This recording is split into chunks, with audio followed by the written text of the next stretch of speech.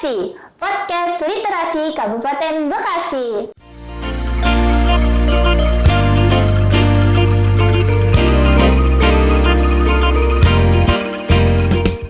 Sekarang saya Khofifah Alawiyah sudah bersama Mama Anabella. Halo Mama Anabella. Halo semuanya.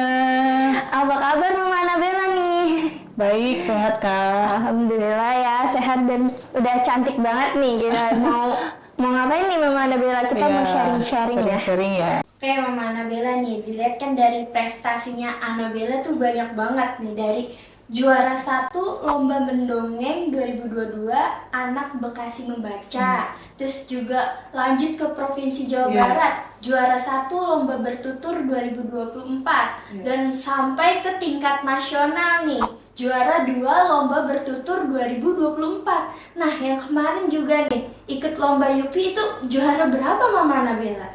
Juara 2 ya. Wah keren banget.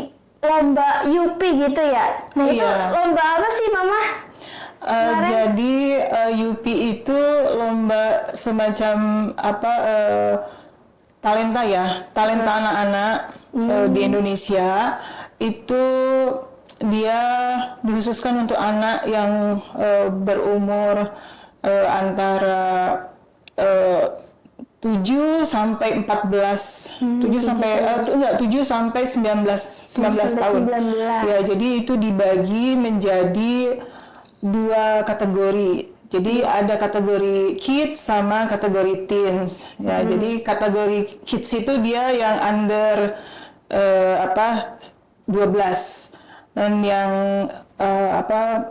teens itu 12 sampai 19. Jadi Anabella itu dia ada di grupnya teens 12 sampai 19. Jadi pada saat itu kan dibagi jadi 4 grup ya. Singing, dancing, kemudian music sama other talent. Anabella tuh masuknya ke other talents itu. Ya, other talents.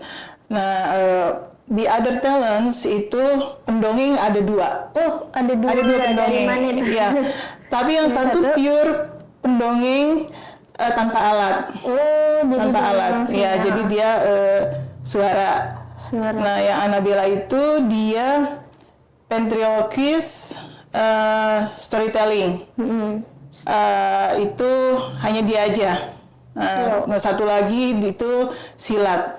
Jadi dari waktu itu 10.000 ya, juga ya. Ya, 10.000 anak-anak Indonesia itu diseleksi menjadi 400. Berarti banyak tahapan seleksinya juga tuh. Terus dari 400 itu mengecil jadi 24. Nah, 24 inilah yang disebutnya finalis dan dia berhak untuk ikut karantina di Jakarta. Ya, jadi di other talents teens itu ada banyak bakat ya di situ. Dan setelah lolos kemarin 24 itu menjadi 16 nanti dia dikompetisikan lagi, tidak dibatasi oleh umur. Tapi ya nanti dia lawan lintas talenta, lintas usia jadinya gitu. Itu sih ya. Berat sih. Berarti di Anabella ini sekarang udah umur berapa? 12. Oh 12, berarti masuk yang ke 10 AG ini ya, grupnya. Teenage ya. Kemarin juga ada lomba Yupi itu juara 2 ya. Iya, itu selamat ya, keren banget. Selamat Mama Anabella, keren banget sih. Nah terus selain itu prestasi Anabella ada apa aja sih Mama Anabella?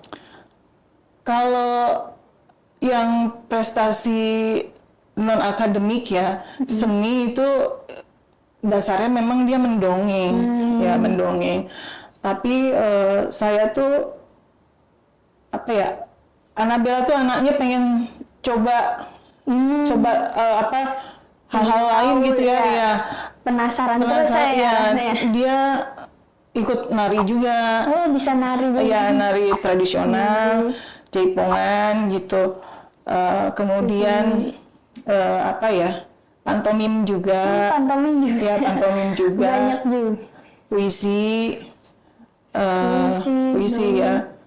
Ya, sempat main ya? alat musik Oh iya, juga itu ya? ukulele ya, ukulele juga Itu gitu. belajarnya dari mana sih, Mah? Kalau ukulele itu dia ikut komunitas juga. Oh, dari komunitas. Iya, komunitas. Kalau tari memang ada gurunya. Menari, Ada sanggar gitu. Oh, ikut sanggar juga Ikut sih. sanggar ya. Latihan. Kemudian apalagi ya, kalau ventriloquist memang ada komunitas juga, dia ikut komunitas juga gitu ya. Kalau akademik sih dia senang matematika. Oh, dia suka Iya, matematika. dia Cepet senang. berarti ngitungnya. Matematika Sama sains dia senang. keren banget sih. Berarti itu setiap hari ada latihan musiknya kah apa? Kayak les-lesnya gitu. Iya.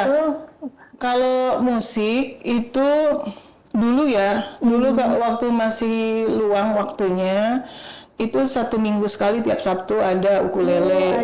Ya, tapi sekarang udah karena banyak kesibukan udah mulai rada ditinggal gitu, nggak ikutan rutin. Tapi kalau ada gathering latihan sama-sama itu dia ikut. Misalnya bulan ini kita ada gathering sama semua komunitas ukulele, terus dia ikut gitu. Komunitasnya. Ya, ada komunitasnya gitu. Jadi itu di komunitas itu dari anak-anak sampai orang tua sampai yang udah sepuh-sepuh pun itu ada di situ gitu. Jadi ikut di situ gitu. Wah, luar biasa sih. Keren banget ya, bisa waktunya padat banget kayaknya. Dari les juga les akademik juga mungkin Anabella apa? Kalau yang akademik paling yang masih bertahan itu ya kumong aja sih. Ikut kumon juga. Ya, ikut kumong juga. Di balik prestasinya Anabella ini nih, kita mau tarik ke belakang lebih jauh nih. Gimana sih sosok yang mensupport Anabella ini menjadi luar biasa gitu ya? Pasti ada peran orang tuanya. Nah, Mama Anabella nih selaku untuk ngurusin Anabella kan pasti harus punya pengalaman juga kan ya, punya pendidikan juga kan. Dari bakatnya Anabella sekarang ini yang suka mendongeng, apakah dulu Mama Anabella juga pengen nih jadi pendongeng gitu? Jadi ya udah karena belum terwujud ke anaknya aja gitu. Atau gimana cerita dari Mama Anabella itu pendidikannya seperti apa? Enggak sih ya. Saya dulu enggak punya cita-cita untuk menjadi pendongeng atau apa gitu. Cuman saya dulu waktu sekolah itu kan ada kegiatan gitu ya. Memang mengisi kegiatan gitu, tidak hanya sekolah aja gitu kan. Kalau dulu kan zaman saya itu adanya cuman pramuka, PKS sama PMR gitu kan. Eskulnya nggak sebanyak sekarang kan pada saat itu gitu. Jadi saya pilih pramuka. Dan menurut saya banyak kegiatan itu mengasihkan gitu, seru, jadi nggak hanya belajar aja gitu. Nah itu saya kepengen anak saya juga merasakan itu gitu. Jadi bahwa ada loh kegiatan belajar itu bisa diselingi dengan kegiatan yang menyenangkan, jadi biar nggak bosen gitu. Nah anak itu waktu kecil, umur-umuran TK begitu. Nah ya, jadi saya masukkan itu bimba. Bimba ya. Dulu. Ya, saya gitu. Enggak, dia bimba sama kumong aja. Jadi saya nggak masukkan ke TK itu ya. Sepikir saya waktu itu asal bisa baca tulis berhitung aja gitu ya. Jadi bimbanya saya ambil di bimba itu untuk belajar baca, kumongnya belajar menghitung gitu kan. Nah di bimba itu dia belajar motorik ya, mewarnai apa gitu. Kadang-kadang dia ikut mewarnai juga gitu, lomba-lomba gitu. Ada ini dari kecil berarti udah diasah ya motoriknya. Itu sambil ini aja, nggak kerasa aja gitu. Ternyata ada manfaatnya gitu kan. Seiring waktu ternyata dia mewarnai udah ini ya, udah mungkin ada rada bosan gitu. Terus saya cari ini ya, gimana ya buat dia lebih ini lagi, lebih semangat lagi gitu. Jadi waktu itu saya mengarahkan kakaknya ikut ini storytelling gitu ya, mendongeng gitu. Nah kakak karena kan punya kakak ya. Berarti berapa saudara anak? 2.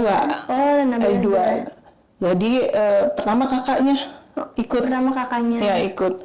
Jadi dia tuh kayak suka bantu-bantu gotongin propertinya kakaknya kalau lagi latihan gitu. Terus ngeliatin kakaknya aja gitu. Dari liatin kakaknya dulu ya, gitu. Liatin kakaknya, lama-kelamaan tuh satu cerita apal. Wah. Satu cerita apal ya. Sering ngeliat terus ya. Dialognya, lagi latihan. Dialognya apal, bahkan sampai gesturnya tuh apal. Gitu. Nah dari situ saya bilang, kamu mau ikut storytelling? Mau gitu. Akhirnya ikutlah gitu. Jadi saya ikutkan lomba. Tapi nggak begitu ikut itu langsung juara, enggak. Jadi itu proses. Oh, ada proses. Iya, proses terus itu. Sampai akhirnya dia menemukan ini sendiri, gaya sendiri yang nggak saya ajarin gitu. Dia sendiri aja yang ini, yang explore sendiri ya. Bisa dari YouTube, ya bisa dari dia yang dia baca apa gitu. Jadi kadang-kadang kalau sekarang itu malah saya yang di ini, enggak harusnya begini, harusnya begini nih. Gayanya seperti ini, ininya seperti ini. Dia udah punya arahnya juga ya, udah tahu. Iya, itu by proses aja. Jadi seiring umur gitu, bertambahnya umur, pemikiran dia, apa yang bagus, apa yang enggak, itu dia sendiri yang ini. Memang kalau dari kecil memang anaknya dia itu enggak ini ya, enggak istilahnya kayak mau mencoba sendiri, jadi jangan dulu dibantu, saya mau sendiri dulu gitu, mau sendiri dulu saya nyoba gitu. Nanti explore sendiri ya anak. Iya seperti itu sih anaknya. Dibebaskan berarti mama nih ngebebasin mau apa aja ya, dicoba semuanya dulu gitu. Saya cuman kasih ini aja Kak, apa istilahnya bukan ini ya, saran menyediakan sarana aja gitu, maksudnya aku mau nyoba ini, oh ya silahkan gitu, mau nyoba ini silahkan, saya kalau saya mampu ya saya berikan gitu ya. Nah mungkin nanti kalau dia udah besar, dia bisa pilih sendiri mana yang betul-betul dia suka gitu. Kalau sekarang mau apa ya udah ayo gitu. Cuma nanti dia pilih sendiri yang mana yang memang dia mau tekuni betul-betul gitu. Apakah memang mau mendongeng aja atau sama musik gitu. Atau mau bagaimana gitu, itu saya serahkan sama dia aja. Jadi dari orang tua saya hanya mendorong gitu mensupport ya. Tapi itu selalu mendampingi terus berarti Mama Nabila ya. Iya. Selalu mendampingi kalau lagi ikut ke juara di mana, lomba di mana gitu. Karena saya kan sekarang udah betul-betul enggak kerja gitu kan. Jadi saya betul-betul itu ngikutin anak-anak gitu, nggak hanya lomba aja sih, maksud saya dalam belajar selalu ditemenin terus ya berarti. Kalau tidak ada kegiatan lain saya, misalkan saya ada undangan kemana, saya mungkin nggak bisa, biasanya gantian sama papanya gitu. Gantian papanya juga bisa, cara membagi waktunya juga kan ya. Membagi waktunya, iya memang itu ini agak rada susah, makanya kalau saya ada waktu saya ini temenin, kalau nggak ada ya papahnya saling aja komunikasi gantian, kalau nggak mamanya papahnya gitu gitu. Tapi kalau dari prestasi Anabella ini pernah nggak sih mengalami kegagalan gitu situ? Kalau kegagalan pasti ada ya. Maksudnya mungkin setiap orang juga pernah mengalami itu ya. Benar. Saya juga pernah ya, Arabella juga pernah juga gitu. Dan Ya, itu saya gimana tuh cara Mama Annabella untuk selalu mensupport nih, jangan menyerah terus aja gitu. Jadi kan jadi membakar api semangat yang lebih semangat lagi gitu. Iya. Iya. Kegagalan itu sebetulnya ini ya, bagian daripada proses juga ya. Jadi selalu saya tekankan, nggak apa-apa, kamu nggak harus selalu juara kok. Di tiap kompetisi kamu nggak harus selalu juara. Juara itu sebetulnya bonus ya. Tapi proses dia ke sana itu kan dia belajar ya. Belajar dari, kalau misalnya kalah berarti dia harus belajar kekurangannya apa gitu. Sehingga nanti ke depannya dia bisa bisa memperbaiki itu gitu. Ya paling kalau ini ya dihibur aja gitu. Ya nggak kayak atlet aja kan, kalau misalnya ini nggak setiap pertandingan harus menang juga kan ya, pasti ada saat kalah juga. Ya seperti itu aja gitu pengandaiannya gitu. Kalau saya bicarakan ke anak gitu, seperti itu aja. Jadi atlet hebat aja bisa aja kalah gitu ya. Nggak setiap pertandingan harus selalu menang gitu. Pasti. Tapi pernah nangis gitu juga. Ada juga namanya anak-anak ya. Iya, namanya anak-anak. Terus tapi Mama Annabella nih tetap terus mensupport gitu, keren banget ya. Terus berarti Mama Annabella nih tidak menuntut anaknya gitu ya, harus bisa yang sendiri ini.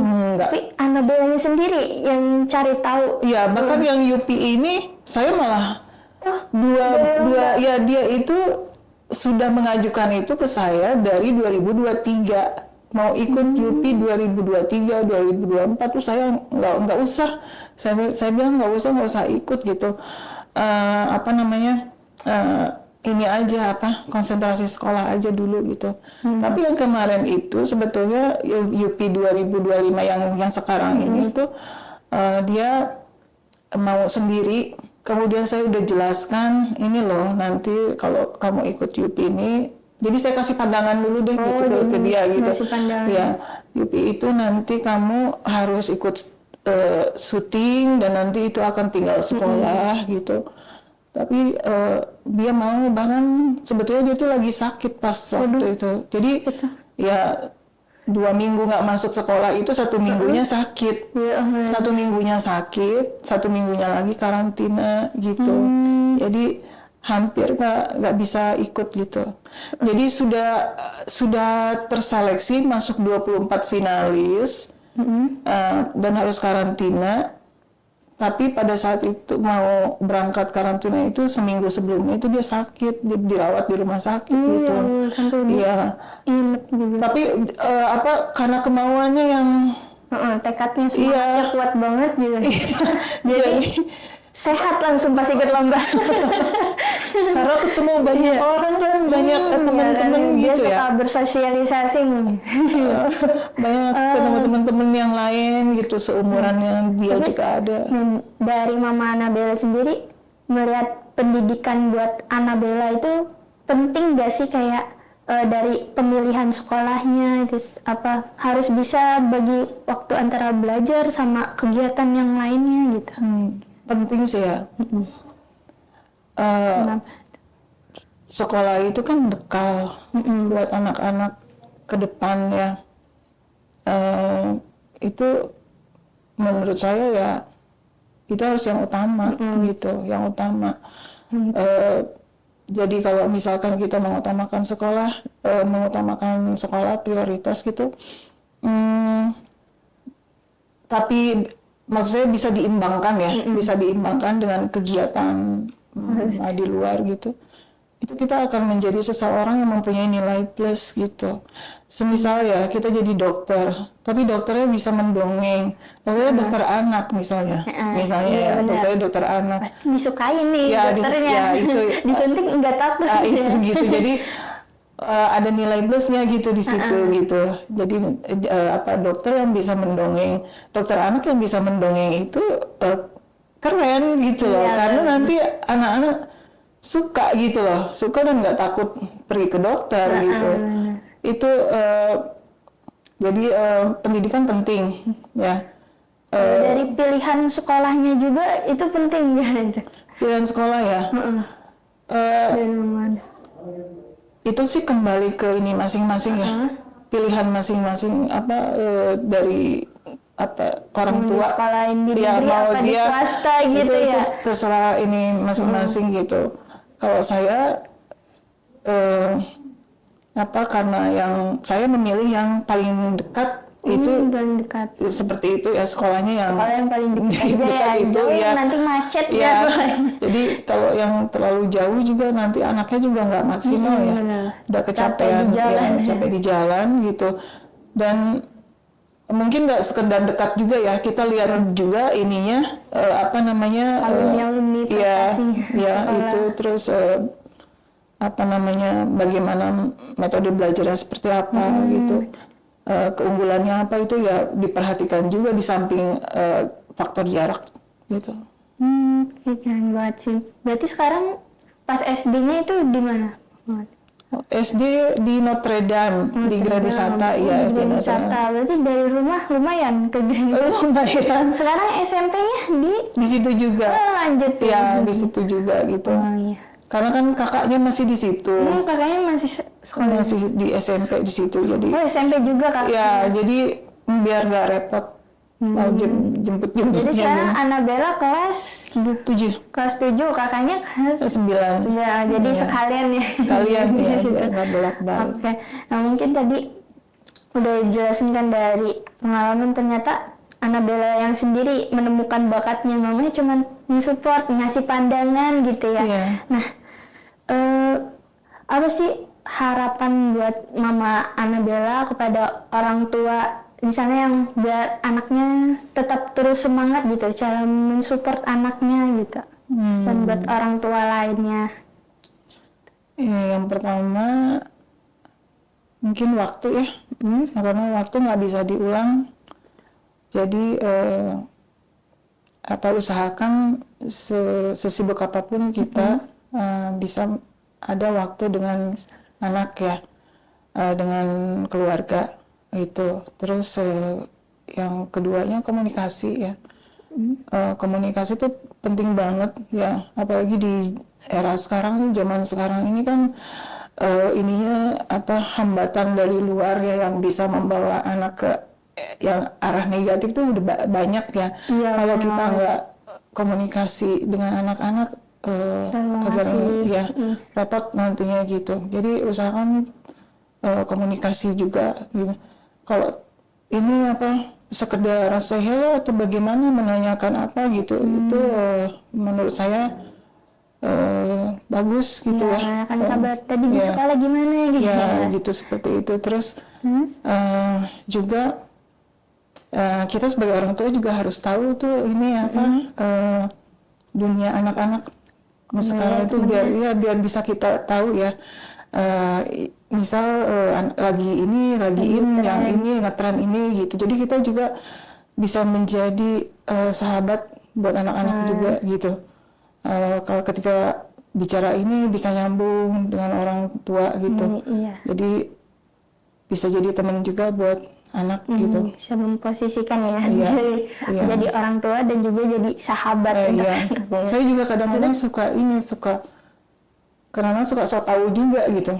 Sok tahu ya ini yang lagi ini ya gitu. Oh bukan yang lagi tuh ini artis Korea yang lagi artis Korea ini si Annabella suka Korea juga. Iya. Kemarin yang di Jakarta tuh ada konsernya kan. Tapi dia nggak nonton sih. Iya. Jadi sekedar membuka percakapan gitu, biar ada komunikasi gitu sama anak. Jadi mancing-mancing gitu. Selalu ini ada komunikasi terus ya. Gitu. Ya, oke, mungkin sekian dari sharing-sharing kita tentang parenting dari Mama Annabella ini. Terima kasih banyak Mama Annabella. Sama-sama Kak. Dan atas sharing-sharing yang sangat luar biasa dan selalu mensupport anaknya hingga memiliki banyak prestasi. Nah, mungkin sekian dari saya Khofifah Alawiyah dan juga Mama Nabila. Dan sampai berjumpa lagi di POTSI, Podcast Literasi Kabupaten Bekasi. Bye.